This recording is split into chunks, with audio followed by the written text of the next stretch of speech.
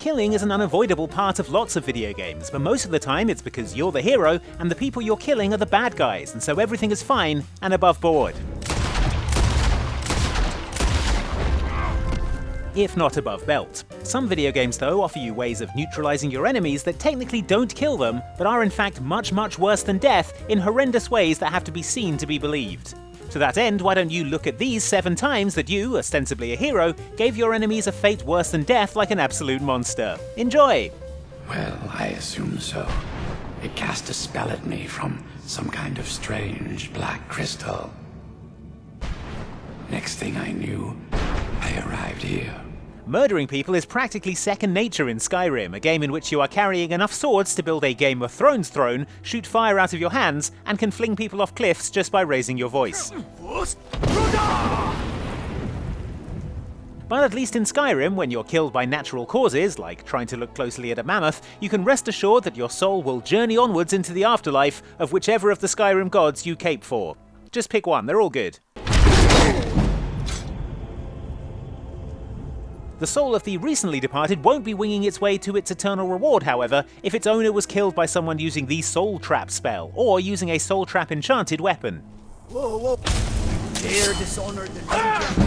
In those cases, that soul is forcibly wrenched from its dying body and jammed into a black soul gem, a precious rock that looks like the sort of thing they have bowls full of in museum gift shops. The souls of the people trapped in soul gems remain conscious, we're told, right up until you use the soul gem as a kind of glorified battery to re-up the enchantment on your enchanted weapons, at which point they go to the soul cairn, where, I'll be honest, it doesn't seem like they're having a good time. No.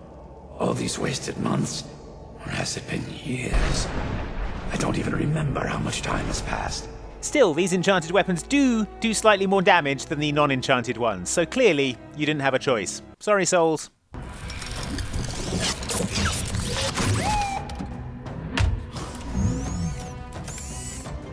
That armor won't save you.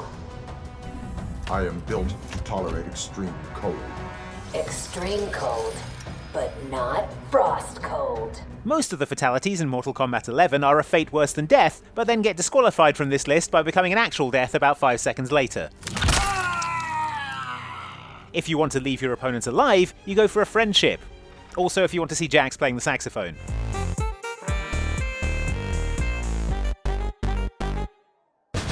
Friends. Smooth. There is, however, one fatality in Mortal Kombat 11 that leaves your enemy technically alive, although I'm sure they would wish that they weren't. That fatality is one belonging to Frost, the Lady Sub-Zero, who is big into supporting the Lin Kuei clan's cybernetic ninja program. With Kronika's help, I will restore the Lin Kuei's honor. She's so into the cybernetic ninja program, in fact, that this fatality has her freeze her opponent solid before hitting them with a very precise punch that shatters their body but leaves the brain and spinal column intact. The brain is then picked up by a drone and flown off to the Lin Kuei Cyber Ninja facility, where it gets jammed into the head of one of their cyborg ninjas, and your luckless opponent is now ready to begin their awful new life as a cyborg ninja, robbed of free will, carrying out horrible deeds they can do nothing to stop. Fatality. Frost wins. Honestly, this is a terrible deal for both sides. I mean, who wants a cyborg ninja with the brain of Johnny Cage? Normally, I don't judge having work done. Kronika perfected me, Cage. Have you looked in a mirror lately? Exactly. Your target is the woman I love. I swear that if you'll bring her to me unharmed, you will never hear of her again. There's a cellar directly below the kitchen. I'll wait for you there. I'm not proud of this, but surely it's better than seeing her killed. Probably the most egregious examples of non-lethal eliminations, where non-lethal has giant 40-foot-high quotation marks around it, occur in the Dishonored series, which sees you, you well-meaning pacifist players, and isn't going to let you get away with it that easily.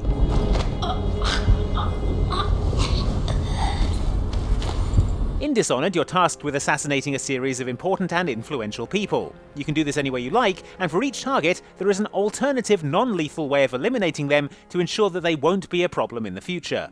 I could get rid of the Pendletons for you, quiet-like and without killing them. But you gotta do something for me in return. The actual problem for the future is going to be the guilt you'll suffer from performing any of these non-lethal assassinations, because believe me, they are almost all very much worse than getting a collapsible sword jammed through your head. These horrific fates include those of the leader of a militant religious faction who is branded on the face with a heretic's mark and booted out of his order to die diseased in the streets. Grim. Then there's the woman you hand over to her creepy stalker who insists she won't be harmed, but also that she'll never be heard from again. Someday she'll learn to appreciate me. After all, she'll have her whole life.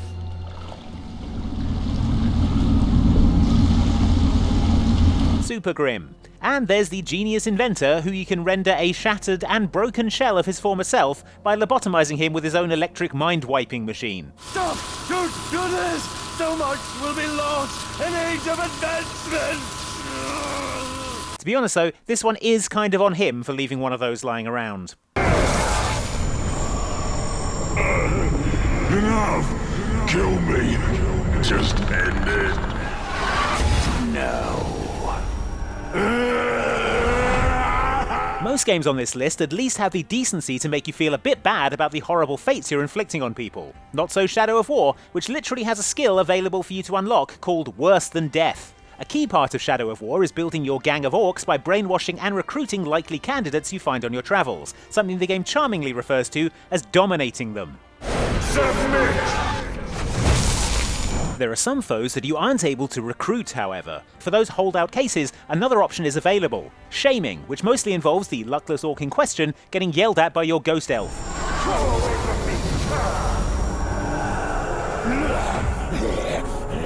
Shaming enemies causes their level to plummet, giving you another chance at recruiting them over to your side and presumably righteous cause. If you unlock the Worse Than Death skill, however, you become even better at shaming enemies, with the drawback that you are much more likely to just shatter their mind, turning them deranged or even into what the game calls a maniac.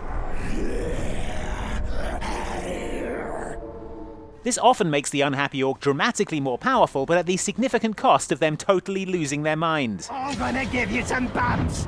Give you some lumps! Lumpy bumpy lumps! I think there's only one person who should be ashamed in this situation.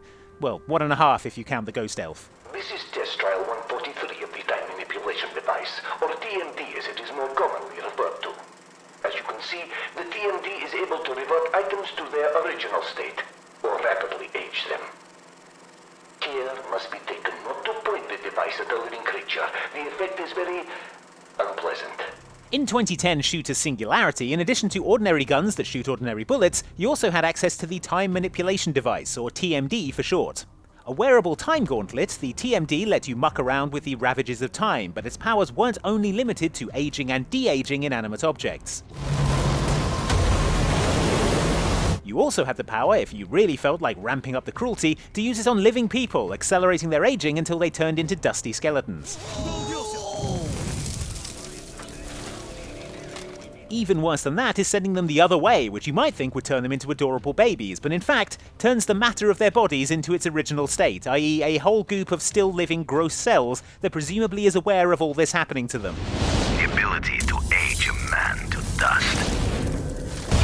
Revert him to a pool of waste. It gets worse still thanks to an upgrade to the TMD called Revert, which turns your human enemies into reverts, which are shrieking blind zombies whose two main hobbies are vomiting poison and exploding, in that order.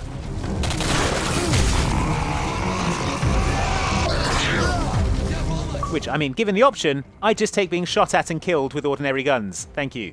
Tranquility Lane is a simulation, a reality designed to play home to the denizens of Vault 112. It was my last and greatest project.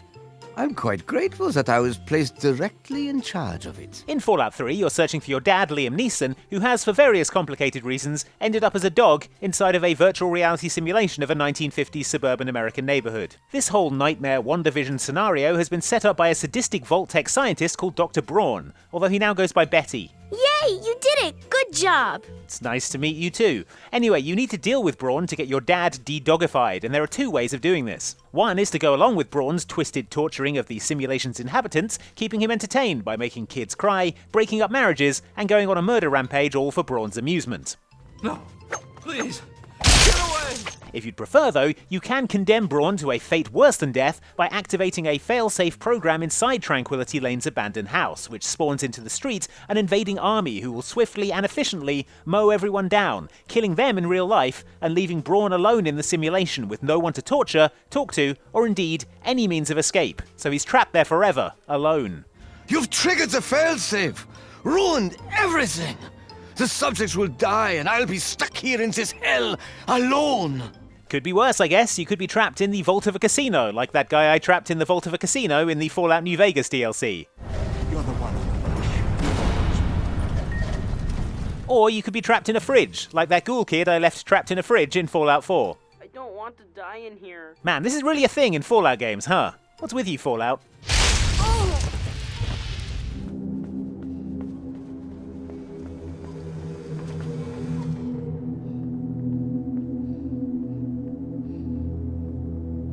In puzzle platformer Inside, you play as a small boy who is trying to escape an unspecified threat, usually unsuccessfully, if my experience of playing the game is typical.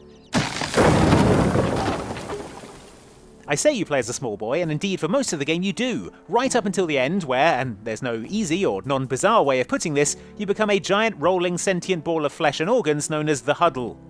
You know, one of the classic video game tropes.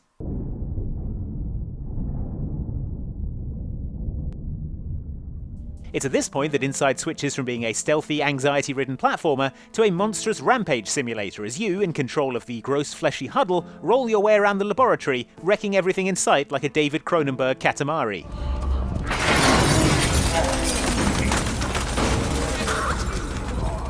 Worst of all, though, is the fate of the CEO of the company who was apparently doing all this science, because you can make your way to his office and then absolutely ruin his whole deal, smashing him through the window and down onto the concrete below, where his mashed up body gets incorporated into the Huddle, which I remind you, is a gross sentient fleshy ball made up of dozens of former people all smushed together.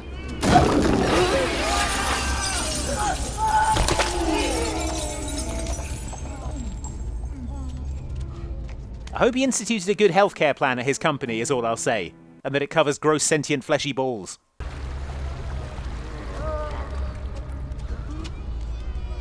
Those were 7 times we gave our video game enemies a fate worse than death because we're terrible. Did we miss your favourite horrible end? Let us know in the comments, and remember to like, subscribe and hit the bell icon for lots more videos like this from Outside Xbox. Thanks for watching.